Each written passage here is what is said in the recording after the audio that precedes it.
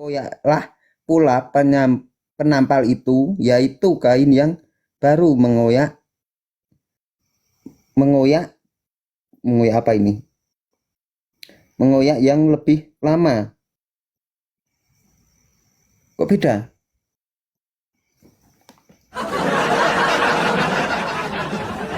Oh, keliru yang kubaca. Ternyata yang ini, Markus 3:21.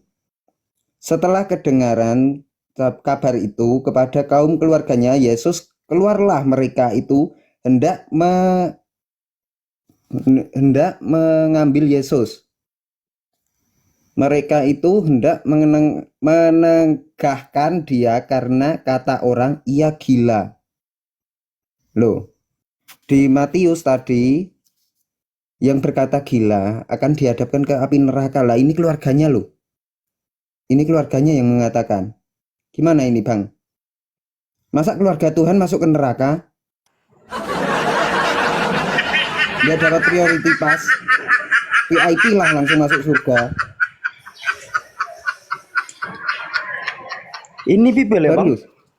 Bible ini. Wah, Matius 5:22 ya. Data itu, data Palut itu. Serius. Tadi tulisannya gitu kok. Matius 5:22. Ini mana nih? Yang berkata, "Hei gila, ia akan terkena hukum masuk api neraka." Nih, masuk neraka, Yesus masuk neraka, Bang. Ini bukan Yesus yang datang ke Bani Israel ya. Ini Yesus Yunani ya, yang disembah jadi Tuhan ini, yang masuk neraka. Yang sampaikan guru besar, betul guru besar. Ini kita tidak berbicara Yesus yang datang ke Bani Israel, tapi ini Yesus yang jadi Tuhan ini. Saya penuh dengan nama kalian yang bingung sedikit izin ya, tadi kan di mana di surga tidak ada, di bumi yang Kristen bertanya, Tuhan Allah kalian di mana? Kan itu tadi ya. Saya mau jawab sih. Boleh saya jawab? Ya silakan guru besar. Pertanyaan dari Kristen tadi. Baik, saya pakai data dulu ya. Nanti saya siapkan data. Sudah siap-siap aja di feed saya menunjukkan bahwa kalian semua bingung dengan Allah kalian kalau di mana, di surga tidak ada, di neraka tidak ada, tidak ada. Jadi silakan lihat feed saya. Soalan bagus ya, sebentar. Kabur. Karena aduh, gimana ini? Allah. Kalau yang menciptakan surga itu Tuhan kalian, terus sebelum surga diciptakan oleh Tuhan kalian itu tinggal di mana? Botol Ten. Di Cibitung tinggalnya. Masa Tuhan tinggal di surga? Tuhan menempati ruang dan waktu. Sebelum surga diciptakan Tuhannya tinggal di mana? Botol Ten. Di kandang domba. Tapi serius Bang, ini ayo guru besar, silakan guru besar. Ada gilanya yang sekarang kok nggak ada ya Bang? Guru besar, silakan guru besar. Baik. Sedikit ya. Makanya tadi aku kan di ini langsung sama host, langsung di WA, bukan DM lagi. Khusus dia pakai jaringan WA dia. Jadi host telepon tadi mendadak, saya kan lagi di jalan ya, di Jakarta tadi mau ke Bogor.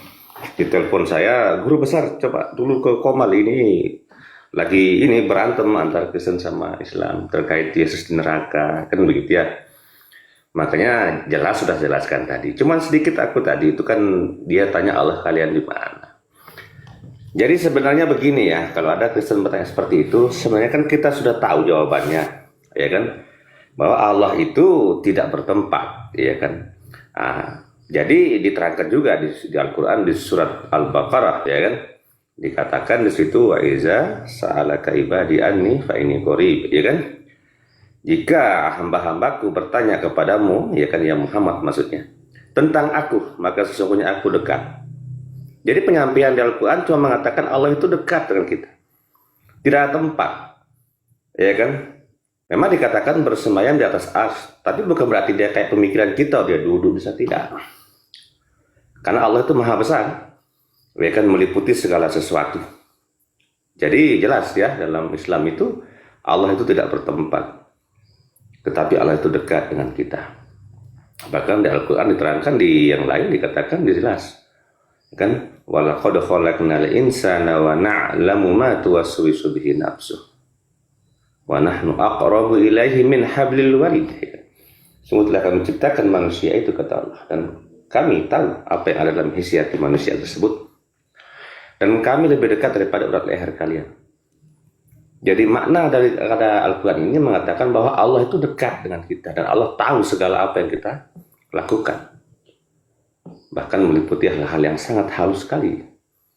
Makanya suatu pertanyaan yang menurut guru besar paradok, kalau ditanyakan Tuhan kita Yesus di surga, ya jelas teman Islam langsung jawab, berarti Tuhan kamu kecil.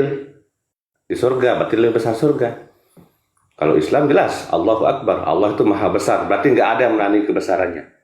Dari segi kebesarannya nggak ada yang menandingi, apalagi cuma surga.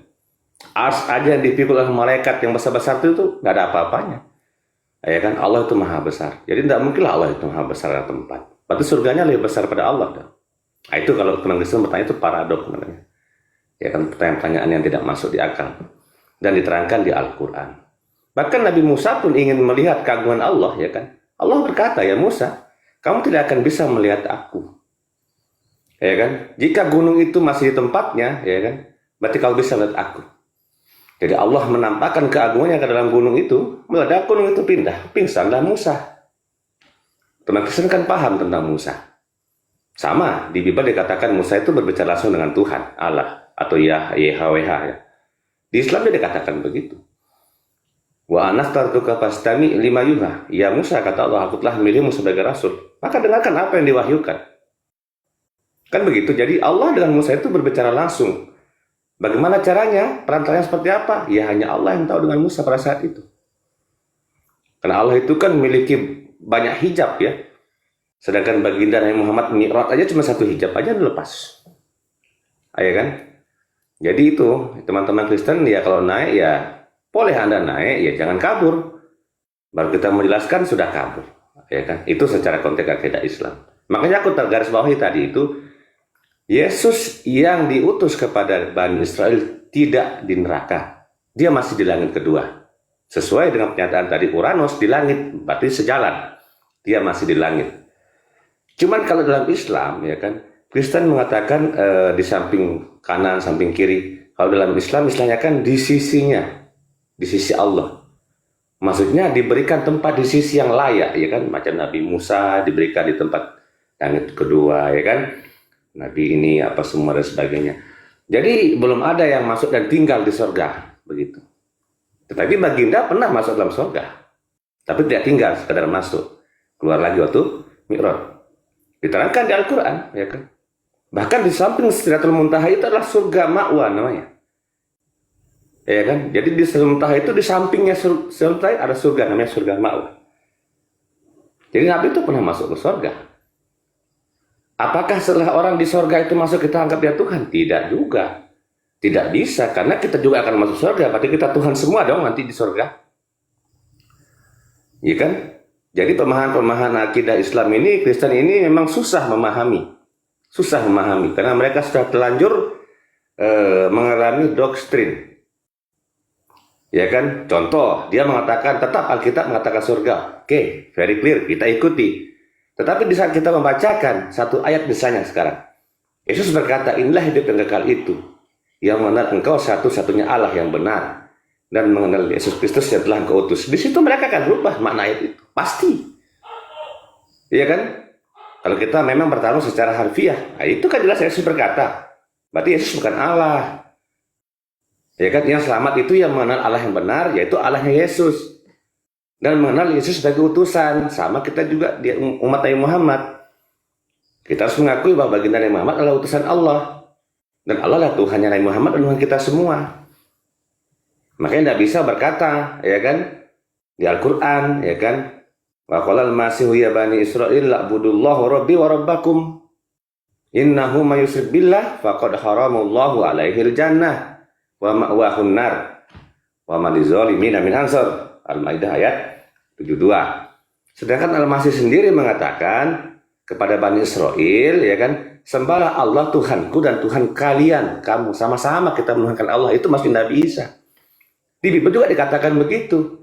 Di saat iblis mencoba Yesus, ya kan, di padang gurun, Yesus berkata, sebab ada tertulis, ya kan, sembahlah Allah Tuhanku dan Tuhan kamu juga. Iblis kan Tuhannya Allah juga.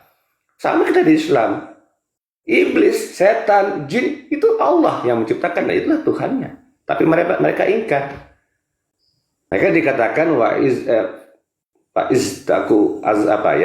dari kalangan jin ini namanya iblis ya, diterangkan di surat Al-Kahfi 50. Mereka menolak bersujud kepada Adam secara langsung, makanya dikatakan mereka itu sesat.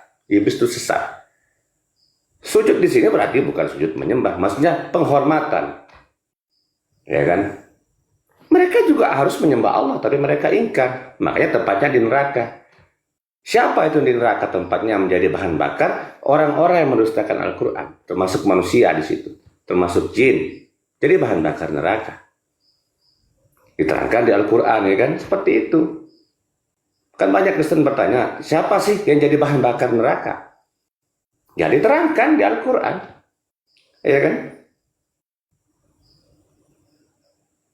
Jelas. Wallazina kafaru wa kazzabu bi ayatina ulaika ashabun nar khalidina fiha.